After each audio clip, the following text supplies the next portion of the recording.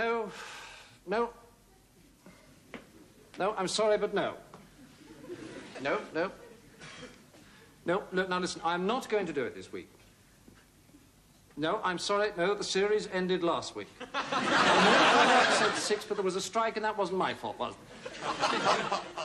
Well, you've got to have something. I mean, what about edited motocross highlights? Or Horse of the Year show, or inter-counties basket weaving or something? Well, how about a cheap, tatty review? All right, that suits you. Cheap, tatty review, then. Stand by and...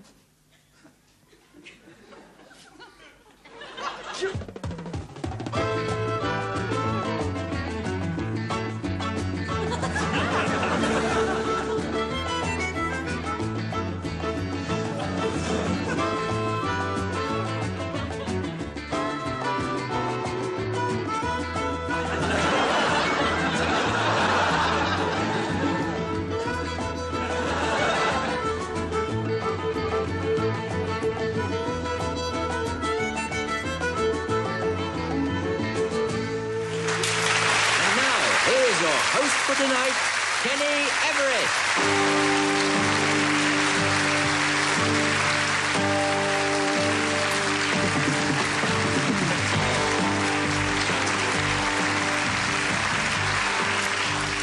Well, good evening, fans, and welcome to Not the 9 O'Clock News. Yes, the BBC and I have settled our old differences, and they've decided to give me my own show, as long as I don't say the word pubes. All right, that's it.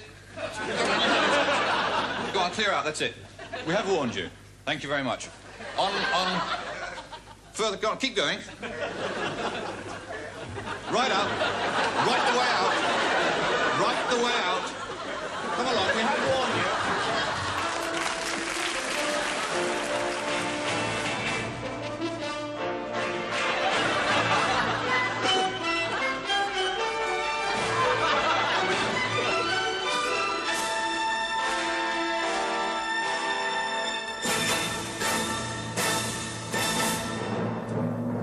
Iran, and the search goes on for the Ayatollah Khomeini's contact lens. South Africa, further relaxation of apartheid. Mr. Botha introduces the first racially mixed swimming pool. The whites get the top half, and the blacks get the bottom half. And in part 2, the winner of the Reggie Bosanquet look-alike competition. And now here's a late football result. Irish League Division 4. Tipperary Rovers 343, Limerick Academicals 457. Both sides were playing at home. Oh, Mooney to take the kick. Oh, and no doubt about that one. No doubt. Let's just look at that one again.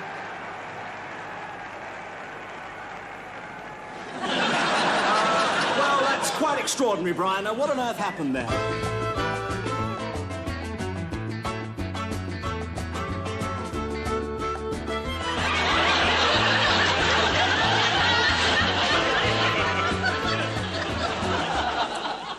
That was an excerpt from the controversial and some would say scurrilous new British picture, The General Synod's Life of Christ. The film deals with the rise to fame and greatness of a humble carpenter's son named Jesus Christ. But many people have seen in the film a thinly disguised and blasphemous attack on the life of Monty Python. Python worshippers claim the film sets out to ridicule by parody the actual members of Monty Python. Men who, even today, are worshipped and revered throughout the Western world. Now, Alexander Walker, what did you think of the picture? Well, I was appalled. I mean, I actually find it deeply offensive that in a country that is still ostensibly a Python-worshipping country, that a 14-year-old child can actually get in to see this film. I mean, there is little enough proper Python around these days without parading this distorted garbage about. Bishop, you directed the film. Did you expect this kind of reaction? Well, I certainly didn't expect the Spanish Inquisition. Yes. Yes, I did. Yes, I did direct the film. And I feel as though I must emphasize at this stage that it is not about Python. Oh, come on. I'm not a Pythonist. I'm not a Pythonist myself, but obviously I have a tremendous amount of respect for people like Alexander, who are... Oh, come now. Now, come now, Bishop. I mean, the leading figure in this film, what is it? Jesus Christ. I mean, it's quite clearly a lampoon of the comic messiah himself, our Lord John Cleese. I mean, well, come on, I mean, even the initials, JC, are exactly the same. I must explain. I must explain to you, the Christ figure is not Cleese. Oh, come on. No, he's just an ordinary man who happens to have been born in Weston-super-Mare at the same time as Mr. Cleese. Jonathan, you know as well as I do. He is mistaken for the comic messiah himself by vast crowds of people who follow him about, doing silly walks, shouting, no, no, not the comfy chair, and other slogans from the good box. No, I'm sorry, Jonathan, whatever you say, this film is a highly distasteful one. I mean, have people forgotten how Monty Python suffered for us? I know. How often the sketches failed? I mean, these men died for us, frequently. I mean, if Python is immortal, as Pythonists believe, then I can't believe that a mere film, a 10th-rate film, could put them off. I mean, in the words of John Cleese, whenever 2 or 3 are gathered together in one place, then they shall perform the parrot sketch. It is an ex-parrot. It has ceased to be. Indeed. Well, Alexander Walker, the final scene of the picture has attracted the most attention. Right, well, now here, I think we have the ultimate blasphemy. I mean, it is set in a hotel in Torquay, where literally hundreds of Spanish waiters are being clipped about the ear by this Jesus Christ bloke. It is obviously a lampoon of the comic messiah's greatest half hour. It's not at all. The point, it's Torbay. Thank you both very much indeed. Torquay, I mean, Bishop, we're quibbling, Alexander Walker, thank you very much indeed. Thank you very much. Thank you. And so, the 1979 Miss World competition reaches its climax. We've already seen the girls in their evening dresses, and I wouldn't mind getting their evening addresses either. So if the first little lady would just like to step right up, please. Wow, with curves like that, the world's no place for squares. Now, Linda. Hello, Linda. Linda, I'm going to ask you a few simple questions, like, will you come home with me tonight? No, but seriously, Linda, what do you like doing in your spare time? Screwing. Right, yes. You like working with children, right? And, why do you want to be Miss World, Linda? I want to get laid by someone famous. No, but seriously, Linda, what is your favourite hobby? Oh, leave it out, big boy. Show us your willy.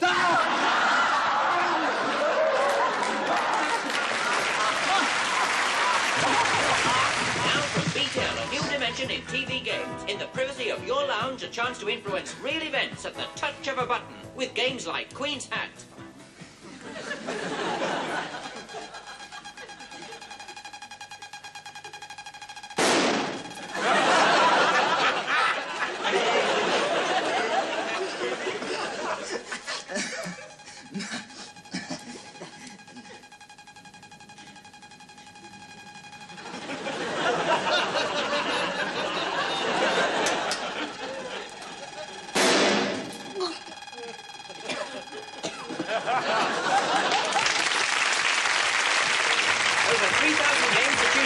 Including Boson Gets Touquet, Shuffle Quidditch, Umbrella Death, Hump the Ripper, Bacassa's Lunch, Meltdown, Berlin Wall, Head Transplant, Roland Point, Special Patrol Group, Metal Fatigue, Young Offender, and Experimental Traffic Jumper. Right, well, if you could just read your final list of demands, please, gentlemen. Hawkins, take notes, if you will. Well, first we asked for the graduated power sharing scheme. That scheme, yes. Then the reduction to a 35-hour week by 1981. 35, the upgrading of differentials with regard to other settlements made by the firm the this year. differentials parity. Yes. And finally, myself and Mr. Stewart here would like to sleep with your wife, Lady. Sleep with Lady Grant. And those are our final terms. If you'll just give us a minute to consult, please. No, I'm sorry. Not only is the differentials clause very shaky, but as far as I'm concerned, once a month with my wife is quite unacceptable under present circumstances. Oh, come on, Grant, we're wasting our time. However, I am willing to propose once a month with Mr. Hawkins' wife. I reckon if it's Mr. Hawkins' wife, it'll have to be at least twice a month. Right.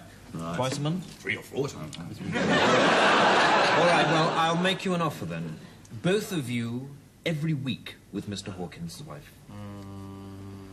Plus the automatic bottle opener that you saw us using at the Christmas party last year. Oh, come on. Come on, gentlemen, be realistic. Plus use of this swivel chair in future negotiations.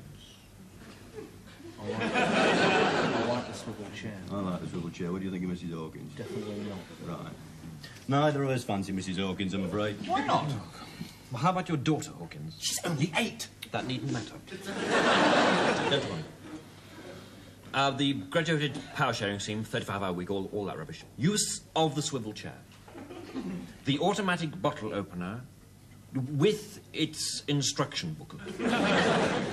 Mr. Hawkins's daughter to be phased in by 1991. Plus, my wife's recipe for ratatouille. Lemon ice cream. No. Oh, come on, it sounds fair enough to me. Come on, Not lemon the ice recipe cream. for lemon ice cream. Come on, man, we're talking about... the ice cream. I'm sorry, that is not the offer. The What's offer, a walkout? the offer is ratatouille. What about the ice cream? Ice cream is not on the table. Right, I'm afraid that's it. We'll have to call the end of the meeting. No, Instruct our members. Just a moment, gentlemen. Just a moment, gentlemen. The swivel chair to take home at weekends. The automatic bottle opener and some money.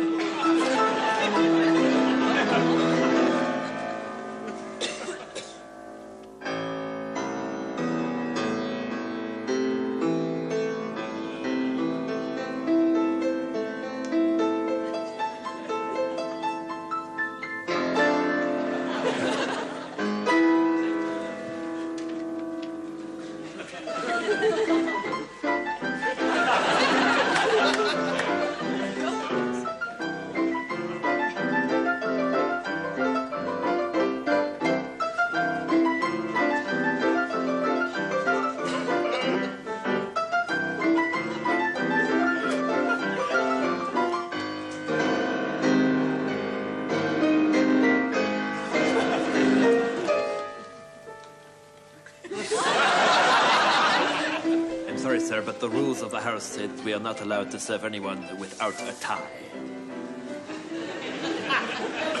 Stuff it.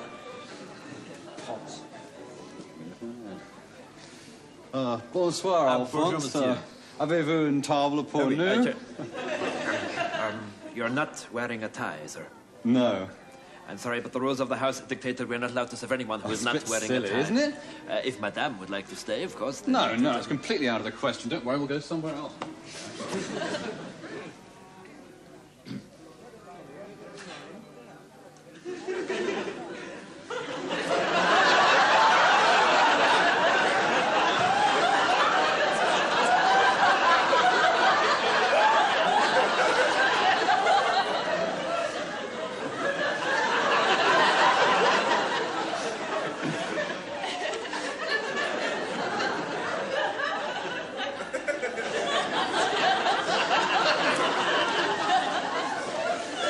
Your usual table, sir? Ah, thank you, Alphonse.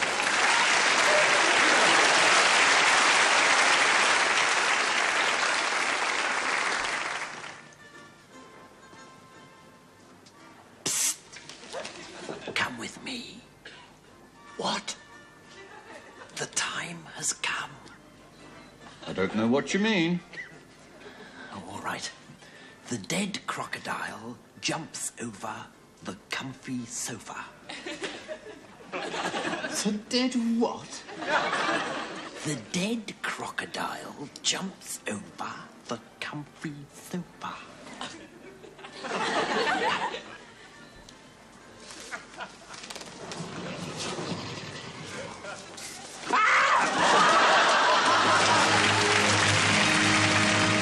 One man captivated a generation. You've seen him on TV. You may even have read his book. Now, see the film.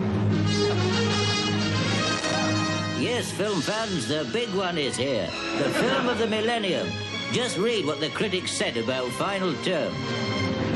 I laughed till I was made a peer. Daily Mirror. A week is a long time in the cinema. Milton Schulman.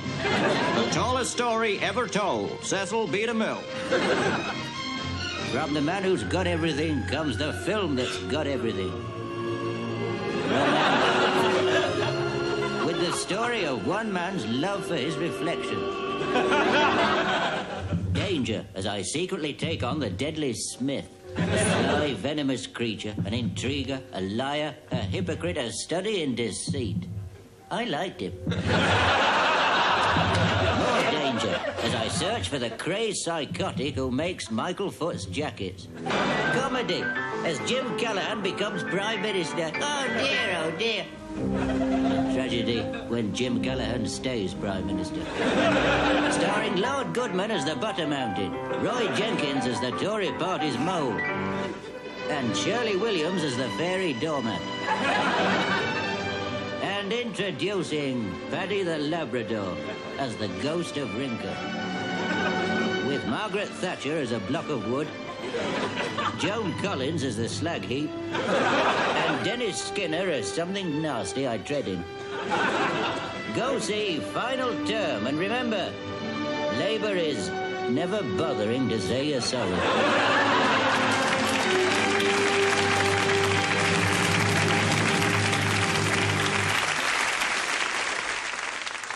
Good evening. I'm a famous English actor. And I've come here tonight to this church to talk about my new series. You see, the thing I really like about these English churches are the amazing walls, the magnificent ceilings, and the floors. But most of all, perhaps it's the great echoing vaults which allow me to go right over the top. In here, for example, it really is amazing how you can hang on to a word like pre-Byzantine before you begin to sound like a complete tit. And as the series goes on, I'll be getting to bigger and bigger churches and more complicated words. Words like crenellations. That's a good one, isn't it? And baroque. That's even better. Thank you. Finally, of course, the most important thing about this series is that I'll be getting away from that wretched, screeching American comedian. Are you a gay Christian? No, it's all right. I mean, I don't mind. I don't mind at all. I mean, if homosexuality is your thing, if that's the bag you're into, then that's great. Fantastic. I mean, don't be ashamed. Whatever you do, I mean, stand up. Come out of the toilet, as the phrase has it. And stand up and say, I am tempted to be a homosexual. And it'll be fine. And you may even decide, after much prayer, to enter into a committed and tempted relationship with a member of the same same genital group. And if you do, and you feel you can do nothing about it, and you've been to a psychiatrist, and you've had aversion therapy, and you've tried tying metal weights to your private parts, and you still feel these tendencies, then I'm afraid it means that God just wants you to have a rotten life. God's like that. He hates puffs. On the move, we're on the move again. Looking good, feeling fine, in the groove again. Life is an open book when you open your eyes and look.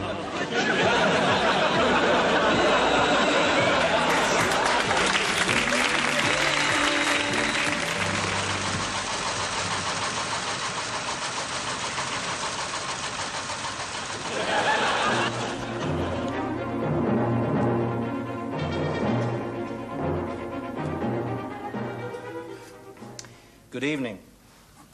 This week, on October the 27th, one of the last of Britain's colonies, the tiny island of St. Vincent, gets its independence.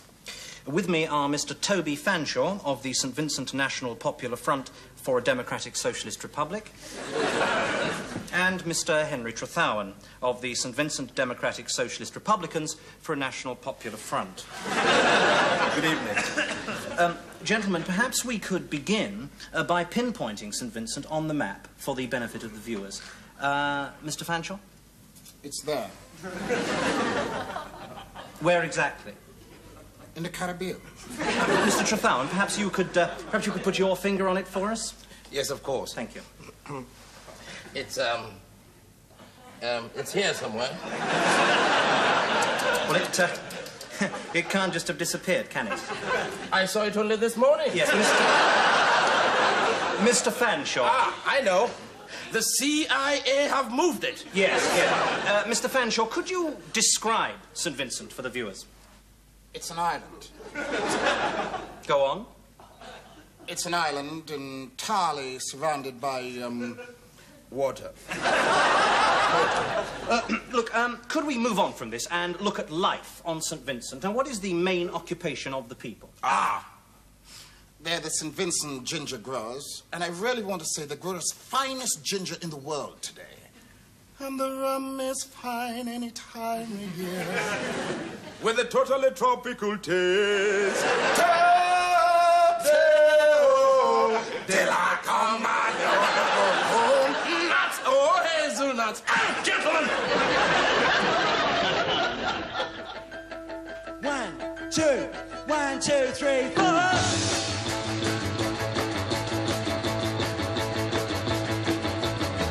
I live on the 14th floor of a tower block, and when I get bored, I call cooey to the passers-by, and when they look up, I gob in their eye. 'Cause I hate your guts. Come on, you. Kick you in the nuts. You're a stupid old git. Come on, you. 'Cause you're full of shit.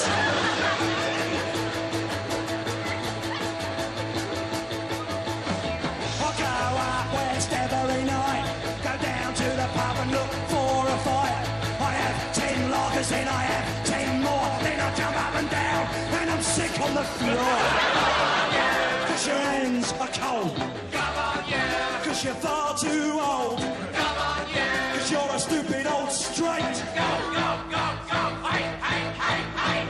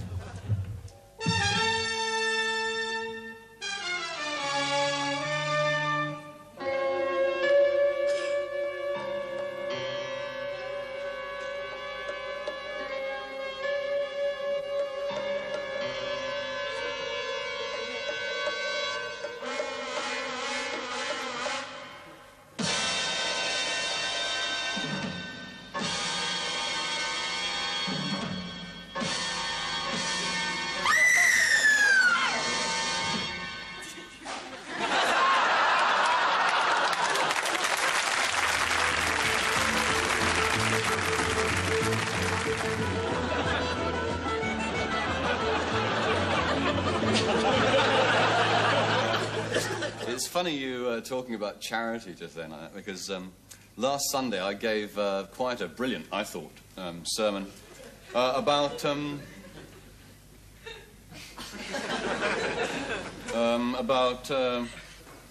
you know,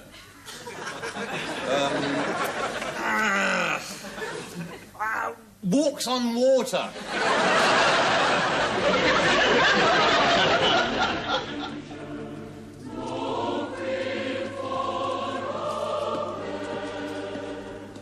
Mary, we have travelled far today and must now seek shelter for the night. Yes, my husband. Let us rest, for I fear I am near my time. The prophecy says that there will be no room at the inn, but a rude stable will be our shelter, and our blessed child will be laid in a manger. So shall the prophecies be fulfilled. I will knock. Ah, good evening, sir. Innkeeper, my wife and I seek shelter for the night. You want a room? Of course, sir. Do come in. Twin beds or double. A bathroom en suite. We have a complete room service. But, innkeeper, a simple outhouse will do. Well, might I suggest, sir, the King Herod penthouse suite? The bathroom includes a sunken bath and bidet, and there's a lovely view across half of Judea. No. You see, I'm having a baby. Oh, yes. My congratulations, madam. Let me assure you our team of qualified midwives will be in constant attendance. Actually, she would prefer to be in the cowshed. It's the donkey, you see. I'm very fond of it. Oh, I understand, madam. We'll sneak it up to your room via the service lift. No one will know. Yes, fine. Well, that's very kind of you. Don't think we don't appreciate it. It's just that, honestly, we would be better off in something a bit more kind of stable-ish. Byeresque, something hovelly, because we're expecting shepherds. Shepherds? Splendid. And their flocks. Think of the droppings. Well, we'll clean up their droppings, sir. And those of the sheep, never fear. If I might just have the name, sir? Joseph. Joseph? That's a Jewish name, sir. Yes, we are Jewish. We're from Nazareth. I'm sorry, sir. This hotel is restricted. We don't take those of the Jewish persuasion. You don't take Jews? How then are we to find some shelter for the night? Jews to the stable, sir. Oh, that's a bit funny, isn't it? A hotel in Israel not taking Jews? I know, sir. Why do you think we've got all these empty rooms? A new pair of jeans. And they look it, don't they? But you can inject some of your very own personality if you wash them on you. Yes, shrink them to the shape of your own body, the wash while you wear way.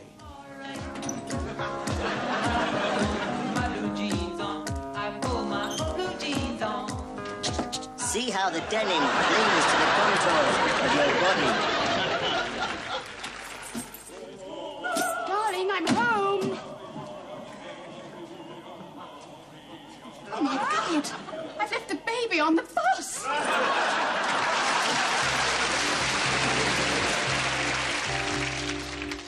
A's down for a full house.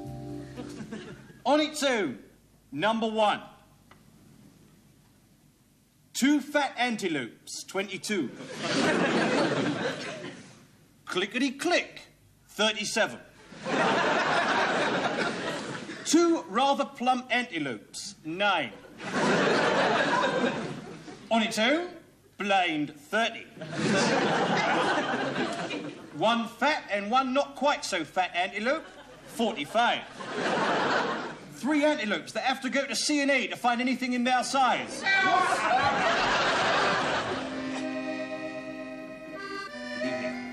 I have here the most recent analysis of yearly donations by member countries of the European Economic Community.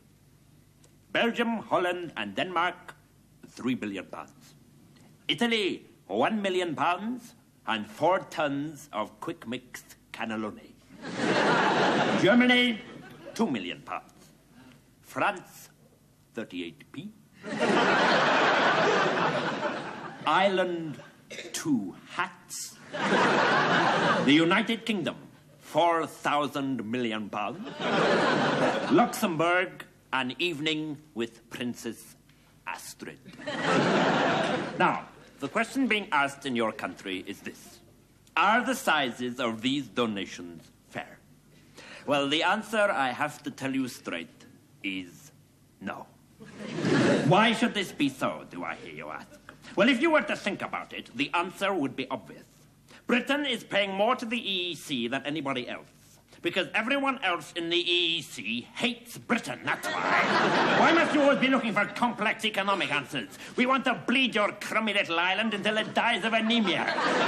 Don't think for one moment that we've forgotten Agincourt. Oh, no, or the Battle of Waterloo, or the mess you made of our beaches, or Sandy Shore winning the Eurovision Song Contest.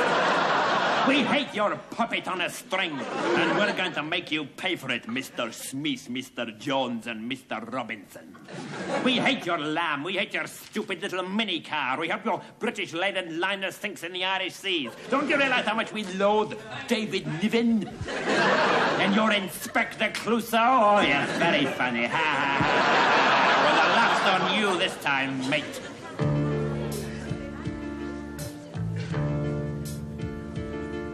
I see you every night in my dreams. Your face so supple and so chewy. My pillow is wet with teary streams. Fall into the carpet, making it dewy. Oh, Bosom Kate, where did you go away? Oh, Bosom Kate, why did you leave me this way? Oh, Bosom Kate. And now it's only minutes till 10 o'clock. I sit here in my TV chair. In half an hour I'll switch over old pop. But Reggie, darling, you won't be there. Oh, Reggie, let me call you by your first name. Oh, Reggie, should I hold myself to blame? Don't blame yourself. Oh, Reggie, no. If only I had loved you more, maybe you wouldn't have shut the door. If only I'd written to say how I adore you. Oh, Reggie, Reggie. You know something?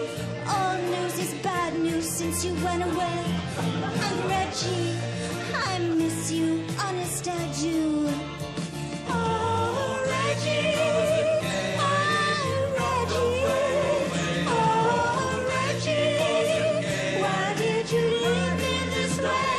Oh, Reggie, why did you go away? Oh, Reggie, why did you leave me this way? Oh, Reggie,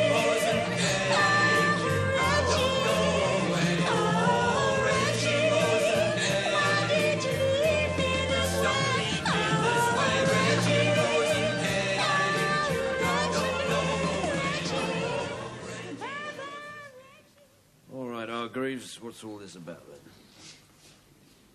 Cool, blimey.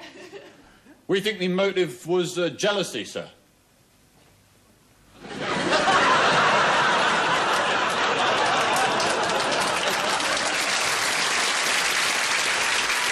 Mr. Porter, I don't understand.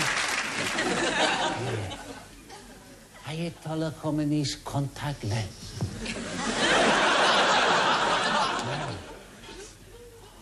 Ah, comprendo. Is it geluk?